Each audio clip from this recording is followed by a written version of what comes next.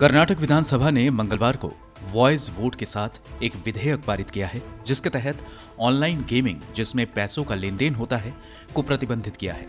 आसान भाषा में कहें तो कर्नाटक सरकार ऑनलाइन सट्टेबाजी पर पाबंदी लगाने के लिए यह विधेयक लेकर आई है।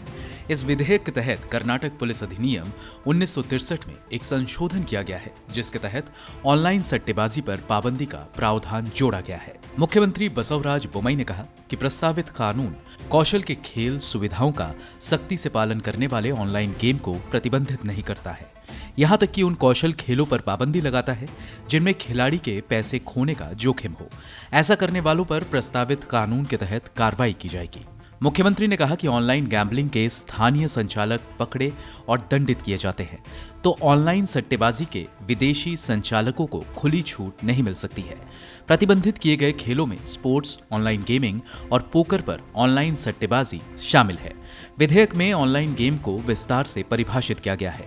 विधेयक में लेटेस्ट एडवांस टेक्नोलॉजी के तहत आने वाले online game, mobile phone, computer और टैबलेट सभी सट्टेबाजी के माध्यम को शामिल किया गया है। विधेयक में प्रतिबंधों को किसी भी काम या पैसे खोने के जोखिम या कौशल के खेल सहित किसी घटना के अज्ञात परिणाम को परिभाषित किया गया है। इस तरह के संचालन को आश्रय देना और इस तरह के गेम में हिस्सा लेना भी संज्ञेय और गैर जमानती अपराध घोषित किया गया है।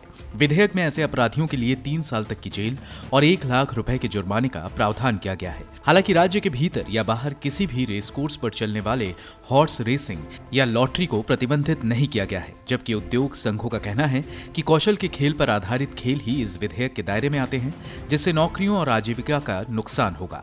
ऑल इंडिया गेमिंग फेडरेशन ने कहा कि बेंगलुरु देश की स्टार्टअप राजधानी है और ऐसे कदमों से उसकी छवि खराब हो सकती है। गौरतलब है कि राज्य सरकार यह विधेयक तब लेकर आई है जब कर्नाटक हाईकोर्ट से ऑनलाइन सट्टेबाजी पर पाबंदी लगाने की मांग की गई थी। कोर्ट ने साफ किया था कि गेम्स ऑफ चांस या कहें कि अवसर के खेलों को ही प्रतिबंधित किया जाएगा, ना कि गेम्स ऑफ स्किल्स या कौशल के खेलों को। ऑल इंडिया गेमिंग फेडरेशन के मुताबिक कौशल आधारित गेमिंग एक बढ़ता हुआ कल है और इससे देश में विशेष रूप से यूनिकॉर्न की संख्या बढ़ रही है। फेडरेशन के मुताबिक इस सेक्टर का मंदी के दौरान अर्थव्यवस्था में योगदान रहा और 2025 तक इस सेक्टर के राजस्व के 3 अरब डॉलर तक पहुंचने की उम्मीद है।